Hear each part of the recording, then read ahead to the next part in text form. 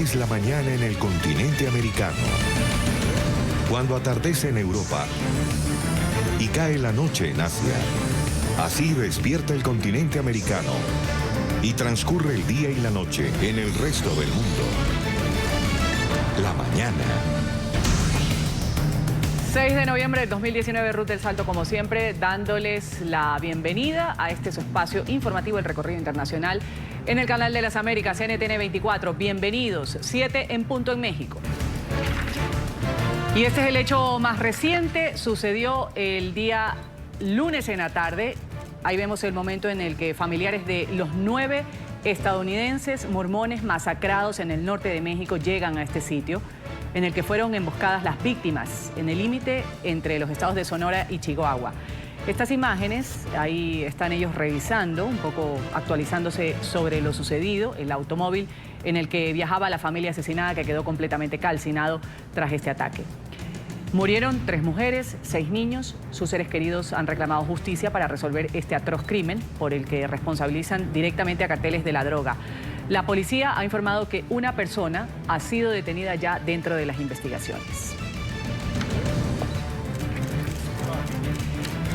Y ha sido el propio canciller Marcelo Ebrard de México que ha recorrido el día de ayer la zona de la masacre.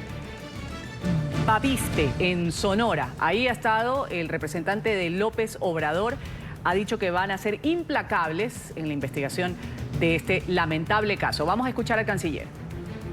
De una atrocidad que no se puede permitir. El presidente de la República encabeza la indignación de México frente a esos hechos. Nos ha pedido que vengamos acá el día de hoy lo más pronto posible, después de que se conoció la tragedia. El secretario de Seguridad no está aquí porque tenía comparecencia en el Senado de la República. Se trata de una comunidad binacional. Nosotros los consideramos una comunidad muy respetada, querida en México. Son parte de nosotros, de nuestro pueblo desde los años 20, del siglo pasado. Y además son ciudadanos norteamericanos.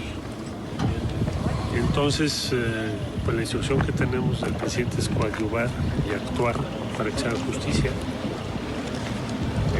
En mi caso, estoy en comunicación con las autoridades norteamericanas desde ayer. Todavía las autoridades le deben mucha explicación al país, a los familiares de estos estadounidenses. Se trató de una emboscada, fue un fuego cruzado. Los asesinos, lo cierto, es que incendiaron el vehículo en el que se movilizaban estas personas, estos miembros de la misma familia. Víctimas mortales ahora tenían doble nacionalidad mexicana y estadounidense. Así sucedieron los hechos. Así quedó uno de los vehículos en los que se movilizaban los miembros de la familia Levarón. 3 madres viajaban con sus 14 niños desde un asentamiento mormón en la localidad de Bavispe hacia otro conocido como La Mora. Las 3 mujeres fueron asesinadas junto con 6 menores de edad. Sus cuerpos fueron hallados calcinados y baleados. Los hechos ocurrieron en el límite de los estados de Chihuahua y Sonora, en el norte de México, cerca de la frontera con Estados Unidos. Las víctimas hacían parte de una comunidad mormona y tenían doble nacionalidad. De acuerdo a los primeros reportes, el ataque habría sido ejecutado por uno de los cárteles que controlan la zona. El presidente Andrés Manuel López Obrador y el secretario de Seguridad Alfonso Durazo lamentaron los hechos. Envío un pésame, un abrazo a toda la familia de Levarón, a los familiares de las víctimas. Es una desgracia lamentable. Agregaron que se estaban investigando las causas del ataque y que no se descartaba que hayan sido confundidos por grupos criminales que se disputan el control de la región. Apenas se está recogiendo la información para no caer en conjeturas. Es una zona en disputa entre diversos grupos criminales. La familia Levarón es conocida en la zona por haber enfrentado a grupos narcotraficantes en años anteriores. La Guardia Nacional, el Ejército y la Policía desplegaron un operativo en la región. Y en este momento, 7 de la mañana con 5 minutos en México, empieza la rueda de prensa habitual matutina que realiza el presidente de los mexicanos, Andrés Manuel López Obrador. Vamos a escuchar. Todo lo relacionado con la investigación en el lamentable suceso en el que perdieron la vida integrantes de la familia Levarón va a ser tratado ampliamente por el Gabinete de Seguridad. Una vez que termine la conferencia, les van a presentar un informe de cómo van las investigaciones.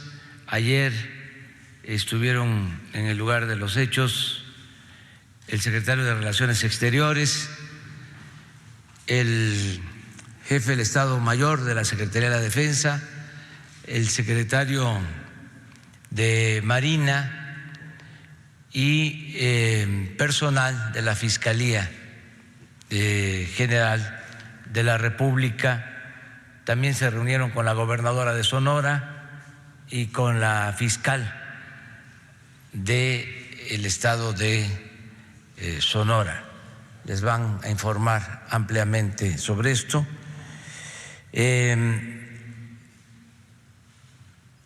Yo quiero dar a conocer que ayer la Cámara de Diputados aprobó 2 reformas a la Constitución muy importantes. Primero, se modifica el artículo 35 para facilitar la celebración de consultas ciudadanas y que los ciudadanos puedan solicitar la celebración de estas consultas con carácter vinculatorio cuando lo consideren necesario. Habíamos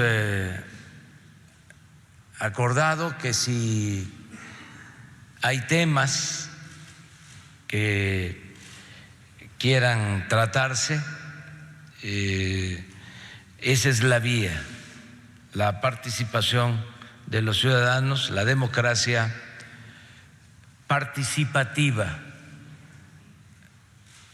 Habíamos avanzado y eso no por completo en la democracia representativa, pero ahora se está fortaleciendo la democracia participativa, que los ciudadanos sean los que tengan las riendas del poder en sus manos. No es elegir a la autoridad y que el que representa al gobierno pueda hacer lo que le dé la gana, sino que siempre el ciudadano tenga la posibilidad, como lo establece la Constitución, de cambiar la forma de su gobierno. La otra reforma muy importante es el que pueda juzgarse al presidente en funciones con la aplicación del método de la revocación del mandato. Bueno, ahí están las declaraciones que da a esta hora. Habitualmente lo hace a las 7 de la mañana el presidente López Obrador sobre los temas que suceden en México. En este caso, pues ha abierto su alocución citando la masacre de esta familia estadounidense ocurrida el día lunes en la tarde. Ha dicho que representantes de su gobierno se han desplazado hasta el sitio y que están ahí presentes en esta rueda de prensa, que al final van a tener un diálogo abierto con los periodistas para poder dar explicaciones sobre las investigaciones que ahí pues se han llevado a cabo y se siguen llevando a cabo con respecto a estas personas que han fallecido en este lamentable hecho en el estado de Sonora, en los límites entre Sonora y Chihuahua. Vamos inmediatamente a saludar, a darles los buenos días a Ricardo Márquez. Él es consultor internacional, también experto en seguridad. Gracias por estar con nosotros, señor Márquez. Si lo podemos llamar de alguna forma, buenos días. Política errática, así lo dicen muchas personas, no sé si usted coincide, de seguridad de López Obrador, que se está topando con una violencia descontrolada. Lo que ha sucedido el día lunes, pues un hecho más grave de los que se dan en México. ¿Cómo lo ve usted y cuán efectiva ha sido esta política de paz que tiene el presidente López Obrador con respecto a organizaciones criminales que siguen haciendo de las suyas en México? No, obviamente la política que ha implementado o ha tratado de implementar el gobierno actual no ha dado los resultados esperados. Con excepción del propio gobierno federal, prácticamente hay consenso de que debe haber modificaciones y debe haber cambios en la estrategia y en puntos específicos de la estrategia, en particular el tema de la relación que existe o la posición que existe por parte del gobierno federal en relación a las organizaciones del crimen organizado, particularmente del narcotráfico. Prácticamente con excepción del gobierno federal y desde luego los gobiernos estatales que son del propio partido, del partido Morena, todos los gobiernos quieren hacer un cambio, y demandan hacer un cambio en la estrategia de seguridad, incluyendo a gobiernos internacionales. Ahora la manifestación, la expresión del gobierno de Estados Unidos, que ya lo había venido haciendo desde semanas atrás respecto a que necesitan tener una de la política de seguridad pública en México para ver cómo apoyan y cómo trabajan de manera conjunta. Los distintos partidos políticos, gobiernos, gobernadores de los estados también han manifestado su inconformidad con esta nueva política. Entonces, sí es claro, primero por un lado, cuando se ven los números, cuando se ven los informes de incidencia delictiva, que la estrategia implementada o que se está tratando de implementar no está dando los resultados que se quieren y que el consenso, si alguna vez existió consenso respecto de la estrategia, está prácticamente fracturado, no existe más ese consenso. Con respecto a lo que usted decía, esta ayuda internacional, así el presidente Donald Trump el día de ayer salía categórico diciendo sobre lo que había sucedido con esta familia estadounidense, ofreció ayuda militar para librar la guerra contra el narcotráfico que existe en México. López Obrador había dicho, sí, vamos a permitir ciertas cosas, pero nosotros como decir, somos capaces de controlar lo que hay en nuestra jurisdicción. ¿Cuán necesaria es aceptar esta ayuda que ofrece en este caso, pues una ayuda militar de Donald Trump para combatir los carteles de droga? La ayuda del gobierno de Estados Unidos ha sido tradicionalmente eficaz en términos de colaboración de información de inteligencia y en términos de colaboración para el equipamiento de infraestructura policial y también en términos de capacitación de las fuerzas del orden. En esos casos tenemos experiencia reciente de éxito de colaboración con el gobierno de Estados Unidos y en ese sentido creo que puede ir la colaboración en el futuro inmediato. Es muy difícil que, dada la tradición histórica y la relación que tenemos con el gobierno norteamericano, se acepte, digamos, la presencia de efectivos militares, de tropas del ejército norteamericano en el territorio nacional. Es altamente improbable que eso suceda, pero lo que sí puede suceder es mantener esta cooperación en términos de mayor intercambio de información de inteligencia, apoyo para el equipamiento y capacitación de las fuerzas del orden. Eso es lo más probable que suceda.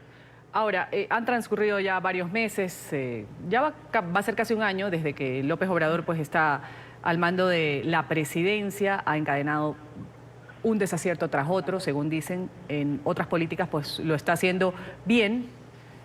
Amplias zonas del país, lo cierto es que dicen, viven en terror. En Sonora, en Chihuahua, en la tierra del Chapo Guzmán, donde se libró esta balacera la vez pasada con ese operativo fallido con su hijo, que finalmente fue liberado. ¿Qué es lo que debe hacer López Obrador? O sea, ya hay una realidad que no se puede negar por ninguna parte.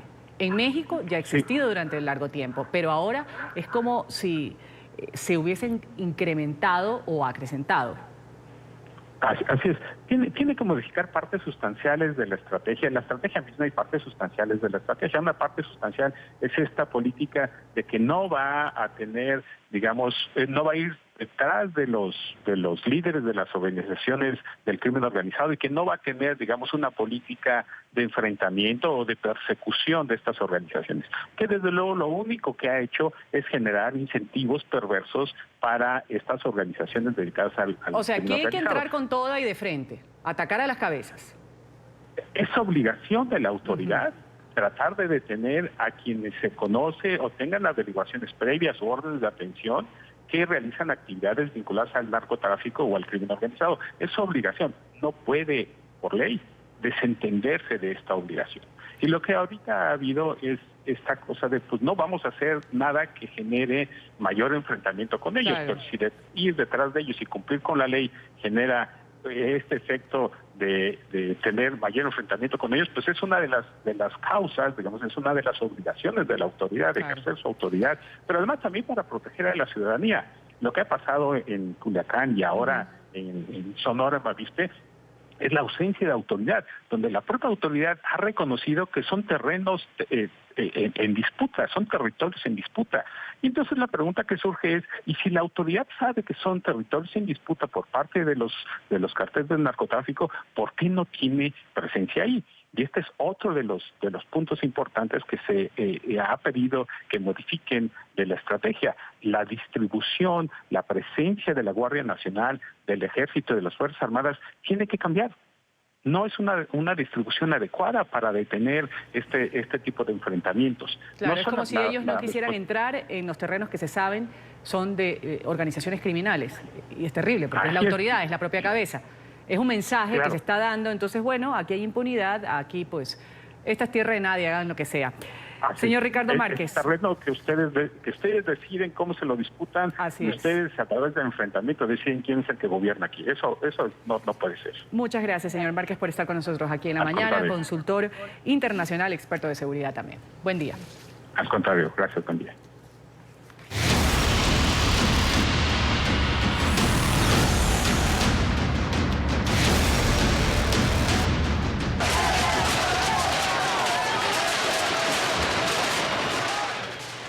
Bueno, nueva noche de tensión en La Paz, en Bolivia. La policía antidisturbios utilizó gases lacrimógenos para dispersar a los manifestantes que exigen una segunda vuelta electoral ante las dudas que mantienen sobre el conteo y la imparcialidad de la elección presidencial del pasado 20 de octubre.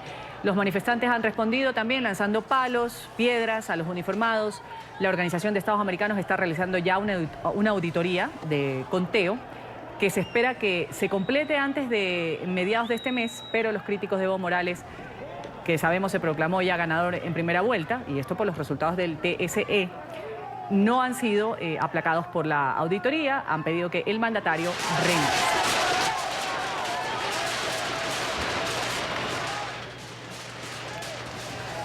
Evo Morales sigue saliendo en apariciones públicas, defiende lo que dice ha sucedido en las pasadas elecciones, una victoria, que no hay que cuestionar esta victoria.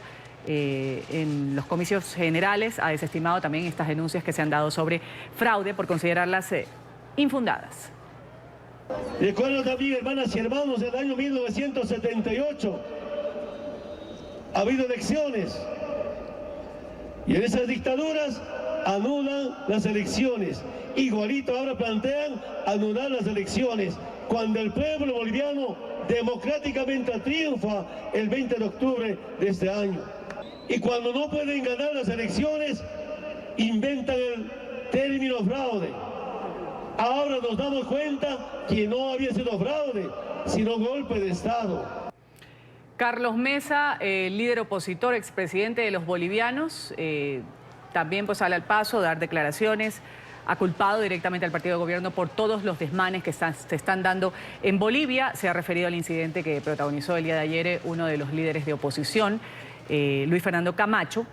Él se trasladó a La Paz con un documento en el que iba a pedirle la renuncia, según decía, al presidente Evo Morales. Sin embargo, personas del gobierno de Evo Morales, seguidores del presidente indígena, impidieron su paso, lo pusieron en un vuelo charter y lo regresaron a Santa Cruz. Esto dijo Carlos Mesa.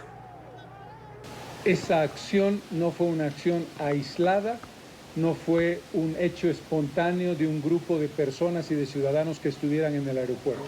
Esa acción fue decidida por el movimiento al socialismo, contradiciendo la falsa acción de un discurso mentiroso de parte del presidente Morales. Y justamente Luis Fernando Camacho, que ahí lo vemos, pues cuando el gobierno de Evo Morales lo subió en este avión, ahí está, este señor de la gorra negra, y lo regresó nuevamente a Santa Cruz, diciendo que era por salvaguardar su integridad. Ha dicho que hoy va a intentar nuevamente llegar a La Paz. ¿Quién es Juan Fernando Camacho? Líder de la rebelión de la rica región de Santa Cruz, pretende destronar a Evo Morales, lo ha dicho así. Tiene una Biblia en mano, en una de ellas, en la otra la carta de renuncia del presidente boliviano. Algunos lo han comparado con el líder venezolano Juan Guaidó incluso, aunque hasta el momento no goza de ningún reconocimiento internacional al menos. El representante del Comité Pro Santa Cruz, este es un conglomerado que abarca entidades empresariales, vecinales, laborales de derecha. Él es un abogado, 40 años de edad, con maestría en Derecho Tributario en la Universidad de Barcelona. Hoy, dice, va a intentar llegar nuevamente hasta el presidente Evo Morales.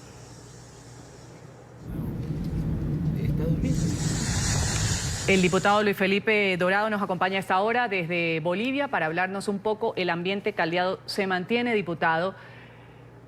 El presidente Morales se mantiene también diciendo que él es el mandatario y que no va a haber segunda vuelta. ¿Qué puede pasar en las próximas horas sabiendo la situación que se vive en las calles de algunos puntos de Bolivia? Buen día. Buen día, querida Ruth.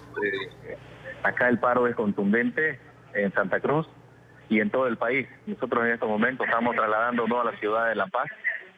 Justamente Luis Fernando, el presidente del Comité Cívico, también está trasladándose a la ciudad de La Paz. Y vemos un nerviosismo total del gobierno, solamente porque un presidente cívico como es el presidente cívico de Santa Cruz, Luis Fernando Camacho, está llevando solamente unas cartas y una Biblia, y a eso le tiene miedo. El día de antes de ayer mandó hordas masistas a querer matarlo al presidente, solamente porque iba con una carta y una Biblia. Imagínense, igual acá en Santa Cruz, en Montero, mandó hordas masistas a desbloquear y hubieron 2 muertos. Diputado, este es el presidente Evo Morales que tenemos hoy día, ¿no? Ustedes están en el aeropuerto en este momento. ¿Van a salir nuevamente a en La el Paz? Aeropuerto. ¿Usted está con el señor Camacho? Vamos a salir. No ha llegado en este momento, pero vamos a salir a la ciudad de La Paz y vamos a llegar. ¿Estuvo el día de ayer en el incidente que se vivió? ¿Cómo? ¿Usted estuvo presente en el incidente en el que retuvieron al señor Camacho algunas horas en el aeropuerto del Alto y lo mandaron de regreso? No, mi persona no estuvo presente, estuvo a la llegada, lo recibimos en el aeropuerto de Trompillo y estamos firmes para la lucha por la democracia. Nosotros en el país vamos a seguir luchando. Estamos firmes para luchar por la democracia que usted dice. Muchas personas seguidoras de Evo Morales dicen esto es parte de la provocación que tiene la oposición en este momento. Ayer el ministro de Gobierno decía bajemos los ánimos, no vengan a querer entrar. En otras circunstancias decía son bienvenidos estos líderes opositores, pero tal cual como están las cosas, es mejor que no vengan porque se pueden generar ciertas dificultades con respecto a la integridad del señor Camacho, lo decía el ministro de Evo Morales. ¿Ustedes cómo ven este tipo de declaraciones que dicen que los opositores, cuando están reclamando algo, según lo han denunciado en las calles, fraude electoral, intentan llegar al presidente Evo Morales? Mire, Ruth, tenemos todas las pruebas de fraude. Han suplantado más de 6.000 firmas, 6.000 actas en el país. Eso equivale a más o menos 1.500.000 votos. Evo Morales se ha equivocado. Aquí se ha visto un fraude donde se han suplantado las actas y se ha hecho un gran fraude electoral. Tenemos toda una auditoría. Cuando usted esté dispuesta a que nosotros le hagamos conocer esa auditoría electoral, la hacemos conocer. Queremos ver cómo la OEA va a respaldar este gran fraude, porque nosotros tenemos todas las pruebas suficientes para demostrar este fraude. Se han falsificado firmas, se han suplantado actas. En el Brasil una sola persona ha firmado en 8 actas diferentes como delegado del MAS y en una como delegado del CC. Entonces hay un gran fraude armado, demostrado, que Evo Morales quiere mostrarse como la víctima. Sin embargo, es la persona que ha violentado nuestra Constitución Política del Estado. Es la 4ª vez que va siendo candidato y sin embargo la Constitución solo permite una, querida Ruth. O sea, Diputado, ese es el motivo del fraude que hay acá también. Y también pues el hecho de, no se puede dejar de lado el hecho de que hubo un referéndum, una consulta en la cual pues se dijo no a una nueva reelección al presidente Evo Morales. Eso creo que es uno de los puntos también que ha dolido a la comunidad boliviana, a quienes no están o no son seguidores ni votantes del mandatario indígena.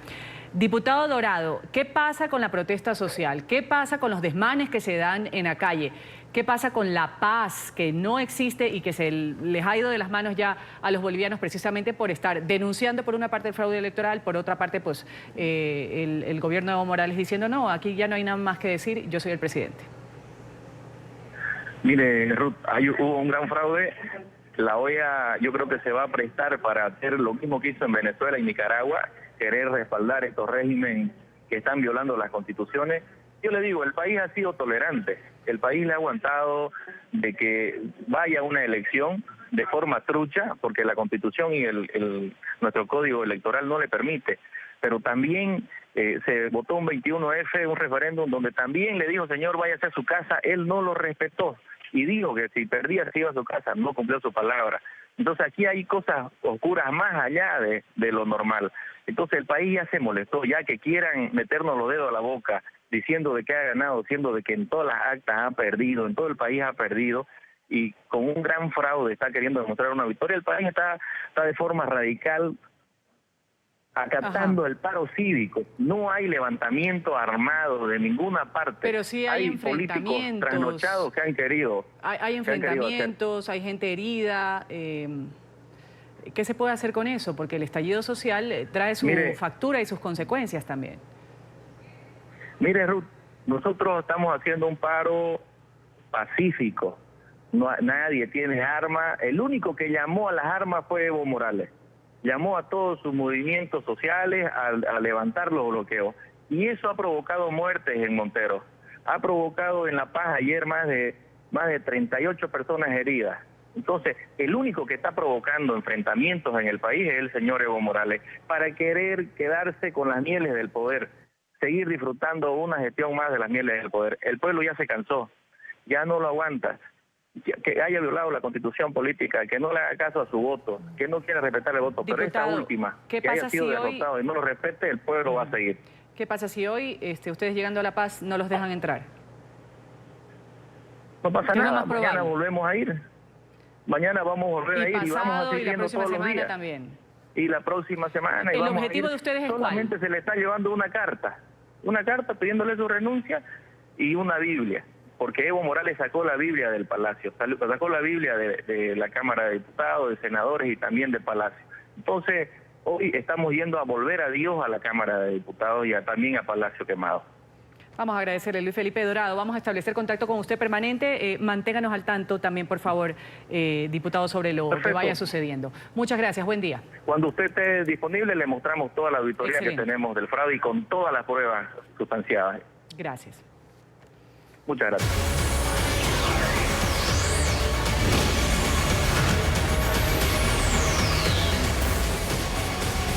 Y en Chile la situación tampoco cambia, el panorama no se aclara. Ahí vemos revueltas que se han dado en la tarde-noche del día de ayer, pues los carabineros, los policías, tratando de mantener o contener a los manifestantes que estaban en la Plaza Italia, en Santiago de Chile. Continúan con las exigencias de reformas a la Constitución. Contrario a las movilizaciones del día lunes, se han registrado incidentes violentos aislados, no enfrentamientos de frente con heridos, con policías, como ha sido la constante en estas últimas semanas. En una entrevista a la BBC de Londres, el presidente Piñera descartó renunciar al cargo, como lo han exigido los ciudadanos. Admitió por primera vez considerar reformar la Constitución tras la dictadura de Augusto Pinochet. Y a esta hora lo que se sabe es que cientos de transportistas bloquean las vías de acceso a la capital exigiendo disminución en el pago de los peajes, también levantamiento de deudas a quienes acumulan multas.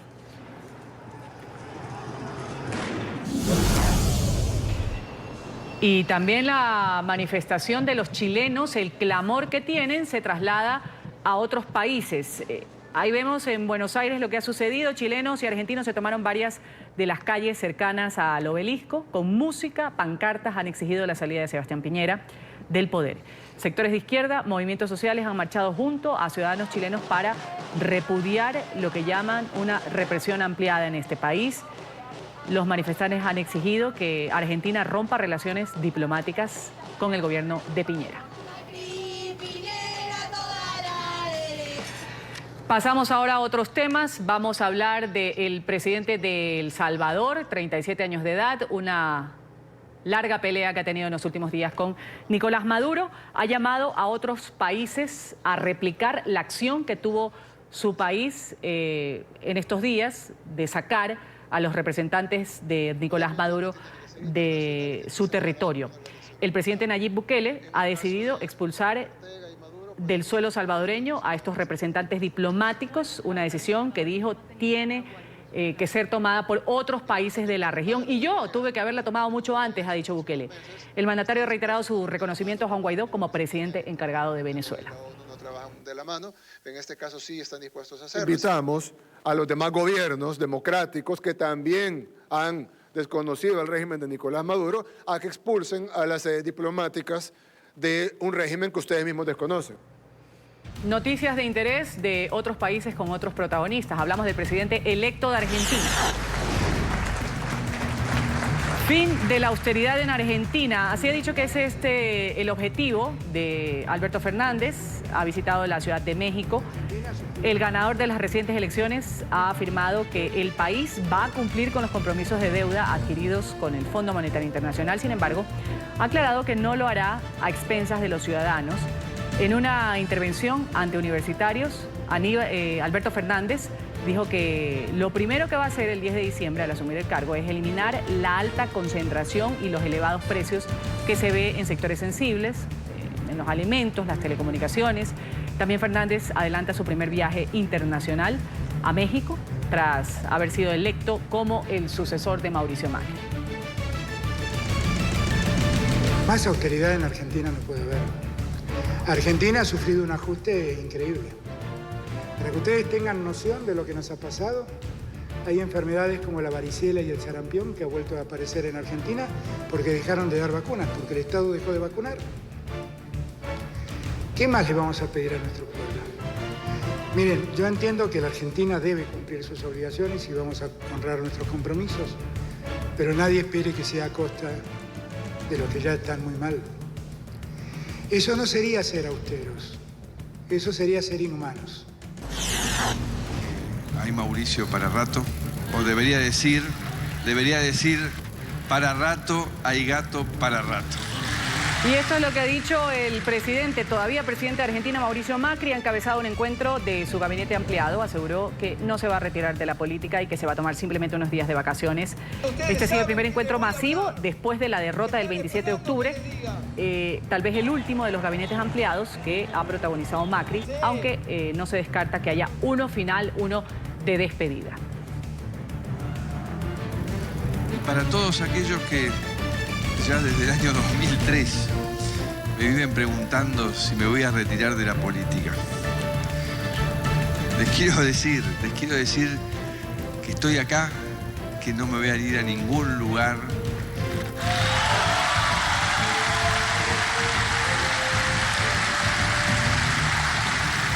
Quiero decirles de verdad que hay Mauricio para rato, o debería decir para rato, hay gato para rato.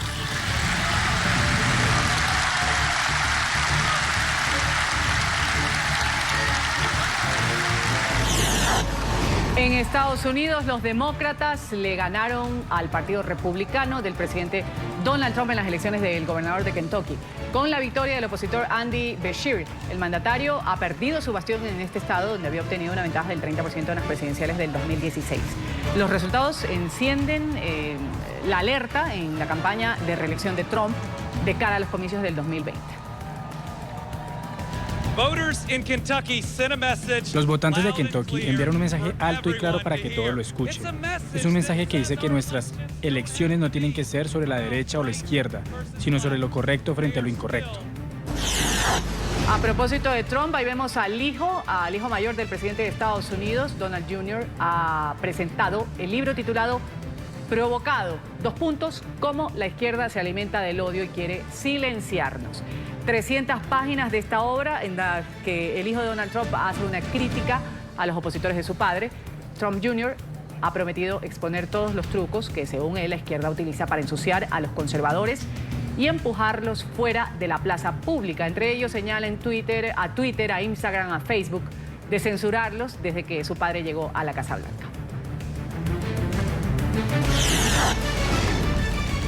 Y en Colombia, el Senado fue escenario de un debate de moción de censura contra el ministro de Defensa, Guillermo Botero. Durante 5 horas, legisladores han debatido el papel del funcionario en unos recientes actos de violencia en el país, donde han muerto niños. El senador Roy Barreras denunció durante la jornada la muerte de estos 7 menores de edad tras un bombardeo de las fuerzas públicas en San Vicente del Caguán, al suroriente del país. Una operación que el ministro defendió, asegurando que fue legal. El Congreso va a tener que definir en 8 días, mediante votación, si el alto funcionario puede continuar o no en su cargo.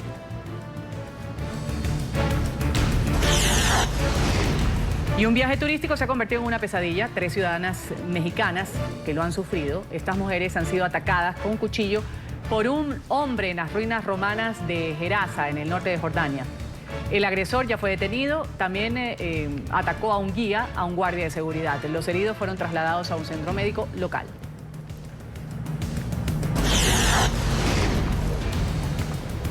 Y le queda poco tiempo, 12 de diciembre, esa es la fecha de las elecciones anticipadas. Ahí vemos al primer ministro, el conservador Boris Johnson, ha comparado al líder de la oposición y su principal rival electoral, a Jeremy Corbyn, con el dictador soviético Joseph Stalin. El laborista ha prometido por su parte un nuevo referéndum para decidir sobre la salida del Reino Unido de la Unión Europea. Los comicios previstos originales para el 2022 fueron adelantados precisamente para destrabar este acuerdo del Brexit en el Parlamento británico.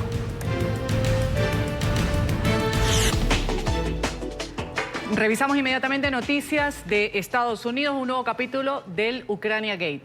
Gordon Sondland, embajador de Estados Unidos en la Unión Europea, ha enviado un documento de 3 páginas de su testimonio al Comité de la Cámara de Representantes, que justamente está investigando al presidente Donald Trump. El diplomático ha reconocido ante el Congreso haber condicionado ayuda militar a Ucrania a cambio de que este país abriera una investigación contra Joe Biden. Emiliana Molina tiene el tema desde la capital estadounidense. Emiliana, un buen día.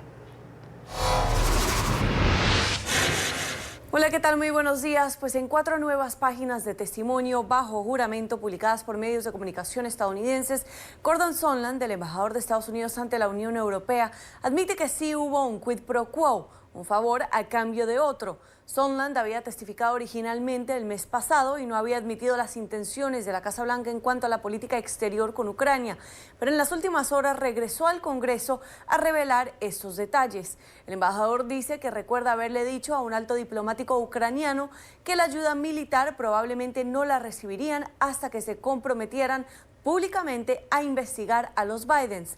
La llamada entre el presidente Donald Trump y su homólogo ucraniano había ocurrido el 25 de julio y Sondland dice que para finales de septiembre él se había dado cuenta de que los 390 millones de dólares en ayuda militar aprobados por el Congreso no se le otorgarían a Volodymyr Zelensky hasta que éste anunciara las investigaciones que Trump quería. Por otro lado, algunos legisladores desde Washington están respaldando las peticiones del mandatario estadounidense Donald Trump de que se revele la identidad del denunciante. Deberíamos ver lo que pasa. Esto es lo que está ocurriendo. El estatuto del informante le protege de que su nombre sea revelado por el inspector general. Incluso el New York Times admite que nadie está bajo ninguna obligación legal. El otro punto del que debemos ser cuidadosos es que el informante, de hecho, es un testigo material, completamente distinto a un informante, porque trabajó para Joe Biden, trabajó al mismo tiempo, mientras Hunter Biden estaba recibiendo $50,000 al mes. Entonces, la investigación sobre la corrupción de Hunter Biden involucra al informante, porque él estuvo allí en ese momento. Hubo conflicto de interés, se discutió sobre esto, cuál era su participación y su relación con Joe Biden. Hay muchas cosas que el informante debe responder.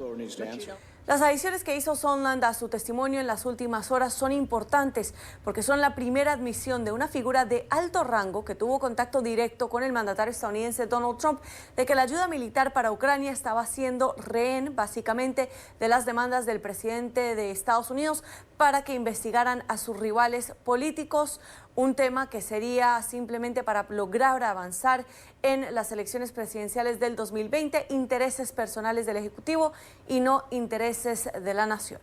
Esta es toda la información que tenemos desde Washington. Emiliana Molina para NTN 24. Emiliana, muchas gracias por tu reporte. Vamos ahora a pasar a Nueva York, donde la formalización del retiro de Estados Unidos del Acuerdo Global sobre el Cambio Climático firmado en París no debe desalentar al resto de la comunidad internacional para seguir trabajando en este campo. Ese justamente ha sido el mensaje de la jefatura de la ONU tras recibir la notificación oficial por parte de la administración Trump. Alejandro Rincón nos reporta sobre este tema. Adelante, Alejandro.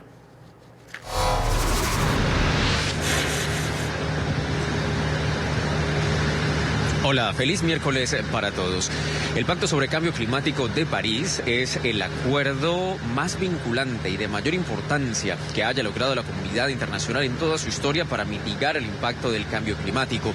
El retiro de los Estados Unidos supone un duro golpe para esta estrategia, sin embargo, no el fin de la misma. Es por esta razón que las próximas semanas serán cruciales para este propósito, para que todos los países del mundo sigan trabajando a favor de esta causa, en particular porque estamos cada vez más cerca del próximo mes de diciembre, cuando se prevé en la primera semana en la ciudad de Madrid, en España, tenga lugar una nueva conferencia global sobre el clima, en donde tendrán que ser revisados estos acuerdos a nivel internacional para que se siga avanzando en esta materia. Y a la luz de esta circunstancia, el siguiente mensaje de la jefatura de la ONU.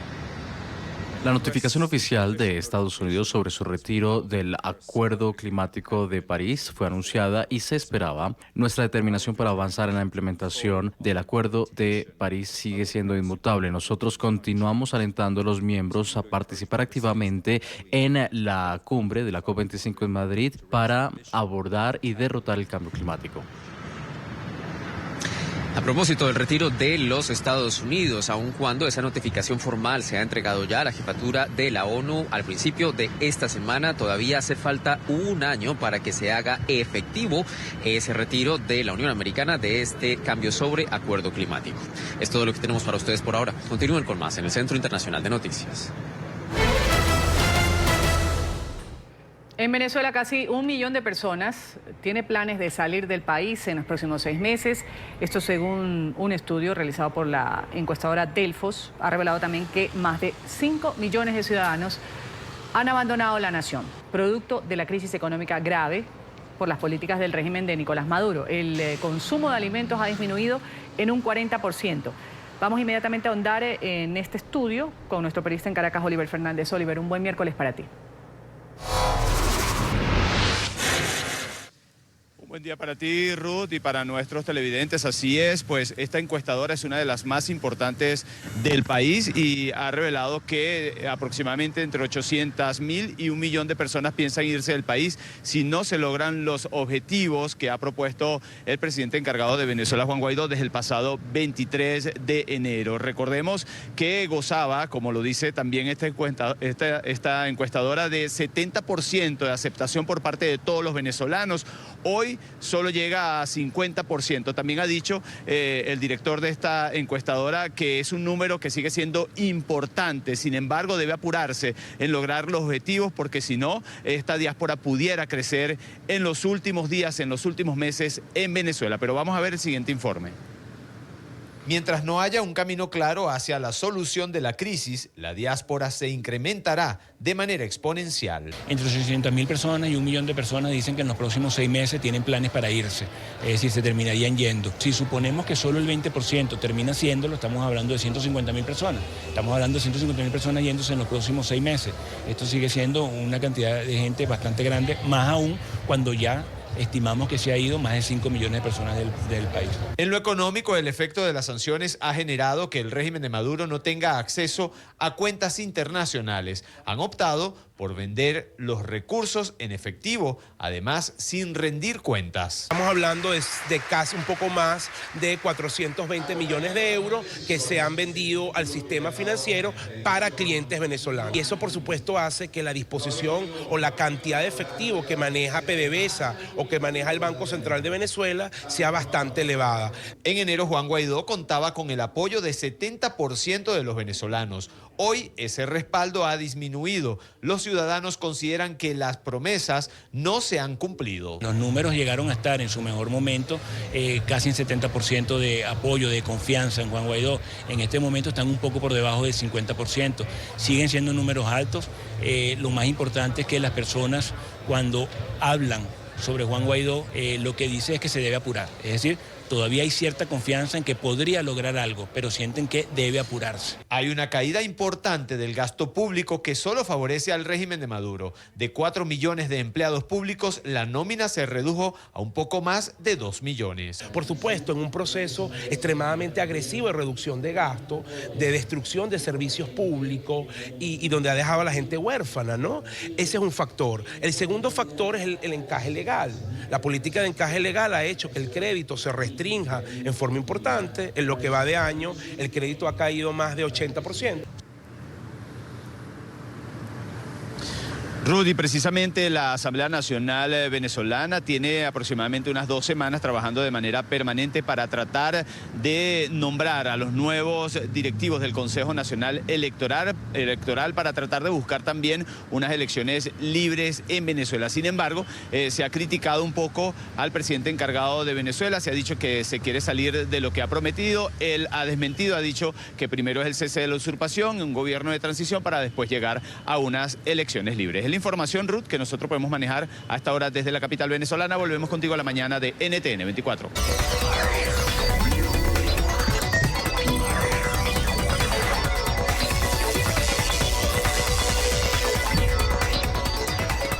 Ciencia, salud y tecnología. Álvaro Dávila ya nos actualiza de la cumbre de tecnología más importante que ha abierto sus puertas. Está en Lisboa. Exactamente. Álvaro, buen día. ¿Por qué tan relevante esta cumbre que me dijiste? No, esto es lo que hay, lo non plus ultra de la tecnología. Hola Ruth, muy buenos días a todos los televidentes. Sí, como tú lo dices, es una de las cumbres más importantes que hay en Europa, reúne casi 70.000 asistentes, más de 1.000 ponentes. Y digamos que tiene un punto muy importante, y es que acá no se va a hablar de gadgets, de productos o de nuevos dispositivos, sino que se habla de tendencias, de hacia dónde vamos, cómo vamos a llegar a un punto definitivo en la tecnología, qué tendencias actualmente son muy fuertes. Estamos hablando de inteligencia artificial, estamos hablando de robótica, estamos hablando de movilidad, ciudades inteligentes.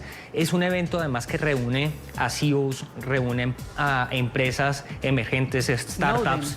Ahí lo veíamos en pantalla. Por ejemplo, esta fue una de las digamos, intervenciones más importantes que hubo en la primera jornada. Snowden, desde su exilio en Rusia, sale por videoconferencia y dice que está muy preocupado y hace un llamado y una advertencia sobre, digamos, esa concentración de poder que hay en la colaboración del sector público y las redes sociales. Habla mucho sobre la recopilación de data, habla mucho sobre esa preocupación que hay de que los usuarios no valoren sus datos y los entreguen a las plataformas digitales. Recordemos, Edward Snowden, ex empleado de la Agencia de Seguridad Nacional de Estados Unidos, pues, a través de la videoconferencia, ahí lo vemos, ha estado participando activamente. Participa activamente dentro de la conferencia. Revisamos entonces el informe. La Web Summit es reconocida como uno de los eventos tecnológicos más importantes de Europa. En esta ocasión reúne a más de 70.000 asistentes de 163 países, 2.500 medios de comunicación y más de 1.000 ponentes para tratar de resolver una simple pregunta: ¿hacia dónde vamos? Este es un evento en el que hay una mezcla súper interesante de startups, de inversionistas y de nombres, digamos, ya reconocidos de la industria. Hay más de 2.000 startups en este momento en Lisboa. Hay más de 70.000 personas que han venido a este evento. Y hay una mezcla muy interesante de lo que existe, lo que viene, lo que va a pasar la gente tratando de entender cuál va a ser lo nuevo, qué viene después de las redes sociales, qué viene después de, digamos, esta etapa en la que estamos, con un tinte bien interesante. La conferencia además cuenta este año con 2.150 startups y 239 socios. En el caso de las empresas nacientes, los sectores más representados están directamente relacionados con soluciones de software empresarial, tecnología de la información e inteligencia artificial. Asimismo, el evento también da la bienvenida a 1.221 inversores. Hay muchísima inteligencia artificial. Este no es un evento, digamos, tanto de nuevos gadgets, sino de nuevas ideas. Y lo otro que me llamó mucho la atención y de lo que se está hablando mucho tiene que ver con cómo llevamos disrupción a mercados en donde no lo había, y hay muchísimo al lado de criptomonedas. Una de las intervenciones más importantes y relevantes hasta el momento en la Web Summit 2019 estuvo liderada por Edward Snowden. El exanalista de la Agencia de Seguridad Nacional estadounidense advirtió a través de una videoconferencia sobre la concentración de poder que emana de la colaboración entre poderes públicos y grandes plataformas digitales. Bueno, como pudiste ver, sí es un evento muy importante.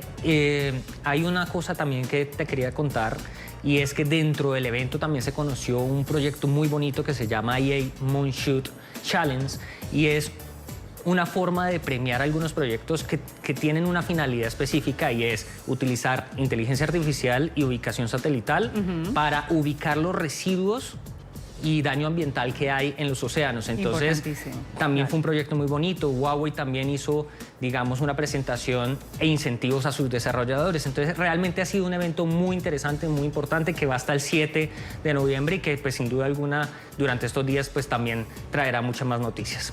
Álvaro, muchas gracias. Sí, claro, el tema ambiental, sigue el tema siendo ecológico, clave. Y está como que resurgiendo en todos los talleres que hay aquí de tecnología.